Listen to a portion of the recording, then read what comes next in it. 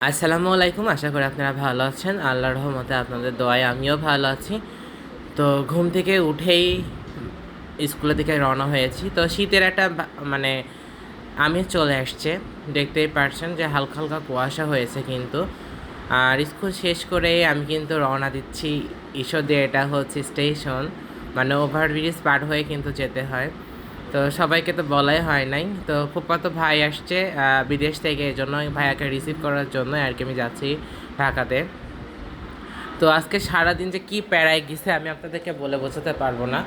সকালে ঘুম থেকে উঠে স্কুলে, তো স্কুল শেষ করে আবার বাসাতে গেছি। বাসা থেকে এসে আবার স্কুলে গিয়েছি। স্কুল থেকে এসে তারপরে স্কুল থেকেই রওনা দিয়েছি ঈশ্বরদীর উদ্দেশ্যে। মানে ট্রেন ছিল আমার 1:25-এর দিকে। তো চিত্রা ট্রেনে যাবো আর কি। অনেক দিন পর স্টেশনে আসলাম, সেই চিরচেনা স্টেশন। আগে যখন রাজশাহীতে ছিলাম তখন কিন্তু প্রায়ই স্টেশনে আসা হতো। তো অনেক স্মৃতি মনে পড়ে গেল স্টেশনে এসে। তো দেখতে পারছেন লোকজন কিন্তু অনেকে অপেক্ষা করতেছিল মানে গাড়ি আসার জন্য। আর এখানে একটা জিনিস খুবই ভালো লাগলো যে কবুতরগুলো দেখেন। আসলে পানি আমাদের এমন একটা জিনিস যে পানি ছাড়া কিন্তু, আর অক্সিজেন আর পানি ছাড়া কিন্তু আমরা কিন্তু কেউই বাঁচতে পারবো না। তো আসলে রিজিক একটা অন্যরকম জিনিস। আল্লাহ পাক দেখেন তাদের রিজিকটা, মানে পানির পাইপে যদি লিকেজ না হতো তাহলে কিন্তু তারা পানি পান করতে পারতো না।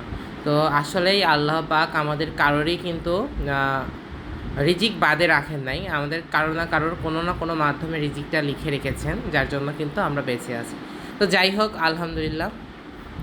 আমি বারবার খেয়াল করতেছিলাম যে আসলে ট্রেন কত লেট হচ্ছে এই জন্য। তো এখনও ওয়ার্নিং দেয় নাই। মোটামুটি আমি প্রায় 20 মিনিট আগে এসেছিলাম। তো জানতাম যে এই ট্রেন আর কি লেট হয় না। তো কিছুক্ষণের মধ্যেই আমি মানে চমকায় উঠলাম যে ট্রেন দেখছি চলে আসছে।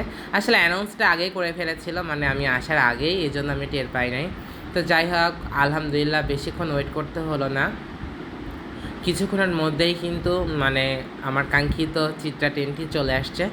তো দেখতে পাচ্ছেন অনেকটা ভিড় হয়েছে। তো আলহামদুলিল্লাহ আমি আমার সিটে বসে পড়লাম। আর বাইরের দৃশ্যটাও কিন্তু অনেক ভালো লাগতেছিল। তো আমি কিন্তু মানে এই যে গরম পড়তেছে আর সেই গরম লাগতেছিল। তো মোটামুটি এসির মধ্যে বসে কিন্তু ভালোই লাগতেছিল। তো এখানে দেখতেছিলাম যে ট্রেনের মধ্যে থেকে যে এই গরমের মধ্যে কিন্তু সবাই এই পুকুরের পানিতে গোসল করছে। যদিও আমার কাছে পুকুরের পানিটা পরিষ্কার মনে হলো না, তারপরেও কিন্তু তারা গোসল করতেছে, জানি না কেমন হবে। তো এবার উঠে পড়লাম সে আমাদের কাঙ্ক্ষিত রেলওয়ে ব্রিজ, মানে যমুনা সেতুর উপরে তো একটা ব্রিজ হয়েছে। তো মানে নতুন নির্মাণ হয়েছে। তো এই ফার্স্ট আমি আজকে যাচ্ছি, মানে ব্রিজ উদ্বোধন হওয়ার পরে আমি আর কি যাই নাই। আমার কাছে বেশ ভালো লেগেছে। তো এখনও কিন্তু কাজ চলছিল। দেখতে পাচ্ছেন যে শ্রমিকরা এখনও কিন্তু কাজ করে যাচ্ছে। তো এটা কিন্তু বাংলাদেশের অনেকটা বড় পাওয়া। তো দেখতে দেখতে কিন্তু আমি আপুর বাসায় চলে আসছি। তো দেখেন এটা হচ্ছে মির্জাপুর ছেলে। মাশাল্লাহ, আমার ভাগনাগুলো কিন্তু আমার মতোই কিন্তু নাদুস নুদুস বেশ। তো যাই হোক, এসেই গল্প করতেছিলাম, মানে ক্যামেরা ধরতে আর ভালো লাগে নাই, জার্নি করে আর ভালো লাগতেছিল না। তো তার সাথেই কথা বলতেছিলাম। তো আমরা হচ্ছে খাওয়ার প্রস্তুতি নিচ্ছি, মানে আমি এসে আর কি ফ্রেশ হয়ে আর কি খাওয়ার প্রস্তুতি নিচ্ছি। এটা হচ্ছে বড় আপুর বড় ছেলে, মানে একটাই ছেলে। তো এখানে আর কি কী কী রান্না করেছিল, এখানে মুরগির মাংস ছিল, সরি এখানে গরুর মাংস ছিল, আর এখানে সবজি ছিল, আর হচ্ছে একটা ভাজি ছিল, ডাল ছিল। তো যাই হোক, আমার কিন্তু খাওয়া আগেই হয়ে গেছিলো, কিন্তু আমি আসলে দেখাতে পারি নাই, মানে এত ক্ষুধা লেগেছে। তো যার জন্য আমি আসলে ভিডিও করতেও পারি নাই। তো পরদিন হচ্ছে ফুফাতো ভাইয়ের বাসায় চলে আসছি, মানে রাতে আমি ফুফাতো ভাইয়ের বাসায় ছিলাম। কারণ হচ্ছে আমি আসলে মূলত আমার এই খাটেই থাকি, যেটা দেখতে পারছেন আর কি। কারণ ঢাকাতে আসলে এই রুমটা আমার জন্য বরাদ্দ থাকে। তো ঢাকায় যেখানেই আসি না কেন, তো রাত হলে আর কি মনে হয় যে নিজের বেডে ঘুমাইলে ভালো লাগে, এই জন্য এখানেই চলে আসি। আর ভাইয়ারা তো 3 জন মাত্র, তো তাদের রুম আর কি পড়েই থাকে। তো যাই হোক, ঢাকা শহরে আসলে এখানে তো আসা মাস্ট বি হয়। আর ভাবি খুব সুন্দর করে রুমগুলো কিন্তু ক্লিন করে রাখছে। আমি এসে কিন্তু অগোছালো হয়ে গেছে। আর এখানে জায়ান সব কিছু করে রাখছিল। তো আমি সম্পূর্ণ ফ্ল্যাটটা দেখাতে ছিলাম, ছোটোখাটো বাট অনেক গোছালো। আমার কাছে ভাইয়ের ফ্ল্যাটটা অনেক পছন্দ, মানে খুবই সুন্দর লাগে। তো এখানে একটা সুন্দর স্পেসে ডাইনিং টেবিল আছে, তারপরে এখানে বেসিন লাগানো আছে। তো আমি ঘুম থেকে উঠেই কিন্তু ভিডিও করছিলাম, মানে ফ্রেশ হয়ে তারপরে ভিডিও করছিলাম। তো একটা ওয়াশরুম আছে, মানে কি বলবো, মানে ঢাকা শহরে এত সুন্দর গোছানো বাসা আসলে খুবই কমই পাওয়া যায়। তো আমি আগের দিন আমাকে বলতেছিল কি খাবো, আমি বললাম যে কিছু করা লাগবে না, জাস্ট রুটি আর সেমাই হলে হবে। তা অনেক দিন সেমাই খাওয়া হয় নাই। আর আলহামদুলিল্লাহ ভাবির হাতে রান্না অনেক সুন্দর। তো এখানে হচ্ছে জায়নের খেলনাটা, মানে টাট্টু ঘোড়া, আমি ওটার নাম দিয়েছি টাট্টু ঘোড়া। তো এখানে হচ্ছে রান্নাঘরটা অনেক সুন্দর, ছোটোখাটো হলেও অনেকটা স্পেস আছে। আর এখানে তো মশলার কোনো জুড়ি নাই, সব ধরনের মশলাই কিনে রাখতে ভাবে এখানে।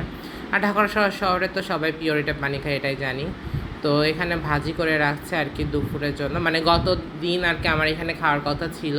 তো ভাবি অনেক কিছু রান্নার প্রিপারেশান নিয়েছিল, তো আমি ফোন দিয়ে বলেছিলাম যে না, আপুর বাসাতে আর কি রাতে খেয়ে আসবো। এই জন্য আর পরে সেগুলো আর কি করা হয় নাই, তারা যে দুপুরে যেগুলো খেয়েছিল তারাই সেগুলোই খেয়েছে। তো এখানে রুটিগুলো অনেকগুলো থেকে নাই, তো ঢাকা শহরে ম্যাক্সিমামই দেখি যে তেমন করে রাখে, মানে কাজের বয় দিয়ে মেক করে রেখে দেয়।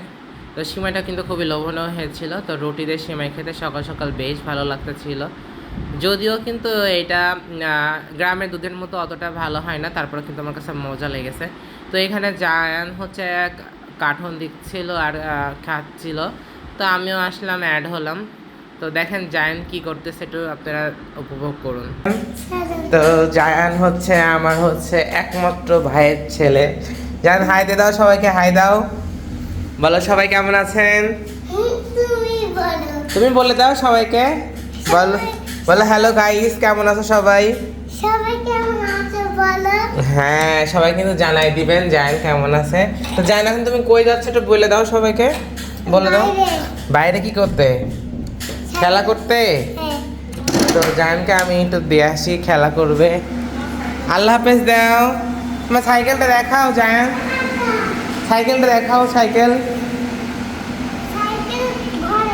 ঘরে। আচ্ছা বাইরে যাবে না, হ্যাঁ। এখন তার খেলনা দেখাবে আপনাদের সবাইকে, তো দেখেন সব দেখাও একে একে, কোনটা কি জায়ান দেখাও, জায়ান দেখাও। হ্যাঁ এটা হচ্ছে ছোটো গাড়ি, তাই না? হ্যাঁ এটা রেখে দাও, ওর মধ্যে রেখে দাও, একটা একটা করে তুলে দেখায় রেখে দাও। হ্যাঁ একটা একটা তুলে দেখায় রেখে দাও, জলদি করো। এটা হাল্ক, রেখে দাও জলদি করে। ঠিক আছে, সব গুছায় রাখো, সব তুলে রাখো। হ্যাঁ এইদিকে হচ্ছে দুপুরে ভাবে প্রিপারেশন নিচ্ছে, মানে মাংস রান্না করবে, এই জন্য মশলাটা কষাইতে হবে। তো আসলে আমি ভয়েসে কিন্তু ভাবি বলছি, আসলে আমার ভাইয়ের বউ আর আমার কিন্তু সেম এজ, তো আমি আসলে ওকে নাম ধরেই ডাকি, যেহেতু আমরা ক্লাসমেট, এই জন্য আর কি মজা করেই ওকে নাম ধরে ডাকি। তো এখন আপনাদের সামনে ভাবি বলতে হচ্ছে, এই জন্য আসলে বারবার ওর নামটাই চলে আসছিলো। তো যাই হোক, আমাদের বন্ডিং কিন্তু খুবই ভালো, মানে আমার ফুফাতো ভাইয়ের সাথে খালাতো ভাই, মামাতো ভাই, আপনারা সবাই দেখেন যে অনেকে বলেন যে আপনাদের অনেক মিল। হ্যাঁ আলহামদুলিল্লাহ, আমাদের মধ্যে কিন্তু অনেকটা মিল। মানে অনেকে শুনি যে ফুফাতো ভাই, মামাতো ভাইয়ের বছরে একদিনও নাকি খোঁজ খবর নেওয়া হয় না। তো মাশাল্লাহ, এদিক থেকে কিন্তু আমরা মানে আমি আর কি অনেকটা লাকি যে আমার ফুফাতো ভাই, মামাতো ভাই, খালাতো ভাই, আসলে নিজের ভাই নাই এই জন্য আর কি, এটা না, তাছাড়াও তাদের সাথে আমার বন্ডিংটা খুবই ভালো। তো যাই হোক, ফুফাতো ভাইকে নেওয়ার জন্যই কিন্তু আমি অলরেডি আসছি, মানে সে বিদেশ থেকে আসছে, যাতে আমার ভাইটার মনটা অনেক ভালো মানে লাগে আর কি, এই জন্য আর কি আসা ভাইকে রিসিভ করার জন্য। তো এদিকে হচ্ছে মুরগির মাংস অলরেডি চুলাতে দিয়ে রাখছে। তো ঢাকা শহরে তো গ্যাসের একটু সমস্যা, আপনারা সবাই জানেন। তো ভিডিওটা দেখতে থাকুন, আর ভিডিওটা অবশ্যই বেশি বেশি করে লাইক করেন, কমেন্ট, শেয়ার করবেন। আসলে ভিউ না হলে কিন্তু ভিডিও ছাড়তে মন যায় না। তো আজ থেকে কিন্তু ঢাকার ভিডিও আপনারা দেখতে পারবেন। তো ইনশাল্লাহ আমাদের জন্য দোয়া করবেন।